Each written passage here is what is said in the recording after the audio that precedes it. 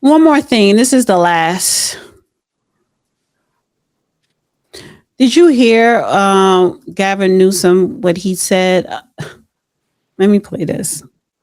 He's getting a lot of backlash. Do it this way. All right. So Gavin Newsom, he sat down to talk with the mayor of Atlanta, who's a black man, forgot his name. And the audience, of course, in Atlanta is majority black. And so trying to relate, I guess, to black people, he ends up making this stupid comment and he's getting a lot of backlash.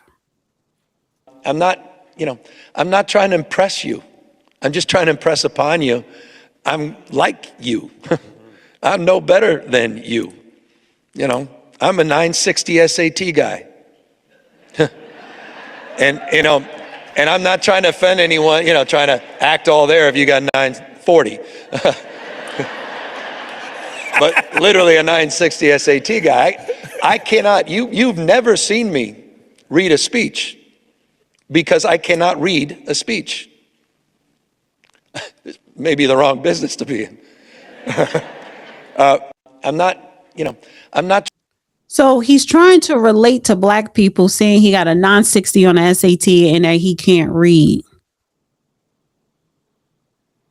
And it reminds me of when the governor of New York, when she made this comment about poor black kids in the Bronx. Young black kids growing up in the Bronx who don't even know what the word a computer is. They don't know these things.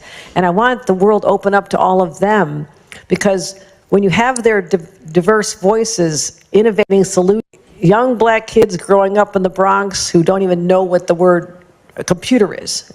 What? Well, how about this one?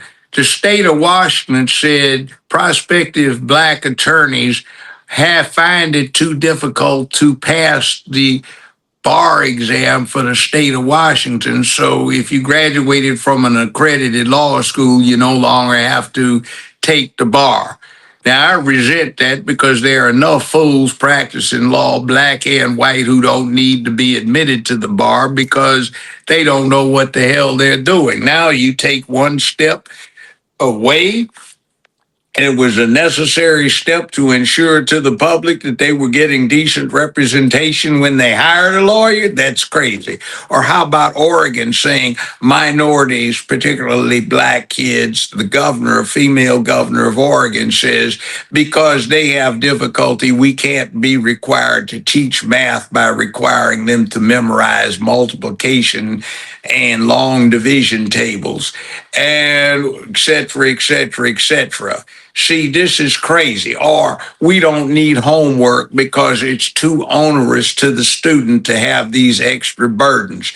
This is an expectation of failure. It is absolutely ridiculous. And what he means is, as at one point about 50 years ago, most states had some requirement, something in their admissions requirements for the public colleges and universities, that if you scored over 1,000, you were qualified for admission to their college or university, or if not getting admitted, that was the cutoff. If you fell below 1,000, you weren't even considered.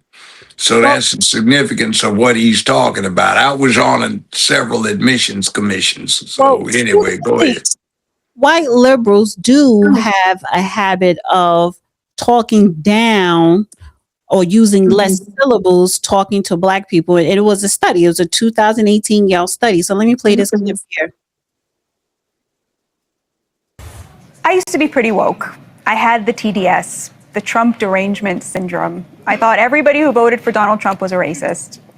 All that changed when I encountered a Yale study in 2018. The study found that there was a difference between how white liberals and white conservatives talk when they talk to black people. And when I saw the headline, I was jubilant. We got 'em. That's what I thought. Turns out the opposite was true. The study found that when white liberals talk to black people, they do something called presenting lower competence. They dumb down their vocabulary using fewer syllables than they do when they talk to white people. And white conservatives don't do this. I remember seeing the study and thinking with horror, and we liberals call conservatives racist? What could be more racist than the patronizing view that Black people need to be protected from our big vocabularies? Yet it was this patronizing view that minorities are oppressed and in need of saving that I could suddenly see was at play in much of the progressive worldview. It caused me to think, well, if I'm wrong about conservatives being racist, what else might I be wrong about? A lot, it turns out. Let me give you an example of that. Two, one time when I was in law school, second year I was in law school, there was a debate over what was the predictor that would most accurately predict how a student would perform in law school. LSAT law school aptitude test or grade point average. So what they wound up doing was they published the grade point average for each student without putting a name up there, and they published every student's LSAT score.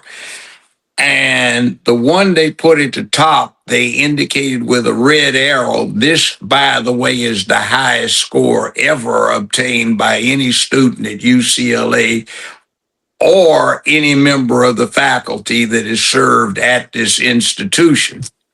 Well, some clown comes talking to me, a white liberal, and he's saying, well, you Black people might get a GPA, but there's no telling what happens. But something as fundamental as these aptitude tests, you'll just never get there because you just don't have it. So he's pointing to this one with the red arrow. I say, you goddamn fool. I said, I'll bet you money that if we pull some strings, we can find out whose score that is. I'll bet you $100. And in those days, I worked as a Teamster, and I was glad to have gotten the raise up to $3.13 an hour a few years before. That's how little we worked for. So I bet this fool $100, and I already knew the answer because I recognized the thing. And we went in, I said, you goddamn fool.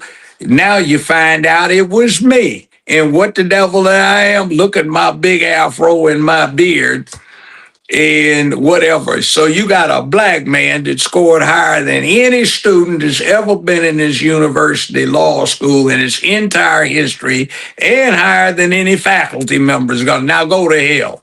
But that leads to the second one. When I came out of California and went to Tennessee at the beginning of the 70s, more than 50 years ago, we used to have a joke, which was nobody had ever seen a liberal white man or a white man in California admit that there was a Black man who knew anything that he did not know better, except maybe how to play basketball. So the interesting thing is we joke that they'll always take it that a Black woman knows a whole hell of a lot more than their women sometimes, but a Black man has always got to be less informed, less wise, less educated, less knowledgeable about everything. But the interesting thing is, in the South, white people would accept that you knew something better. Maybe that's from the slave tradition where there were slave experts and being cobblers, plumbers, bricklayers, masons, or whatever the case may be. And it's interesting that when I went back with the TV show, I said, you're really something else. In Tennessee, I'm acknowledged as being knowledgeable about what I do on the bench. But around here, you've got some kid, 23 years old, who is one of your favorite lesbians around here that you just promoted up to being an executive from a file clerk because she had an affair with your wife. And she's got 2 years of junior college, but you send her in to tell me how to rule on the case. You can all go to hell.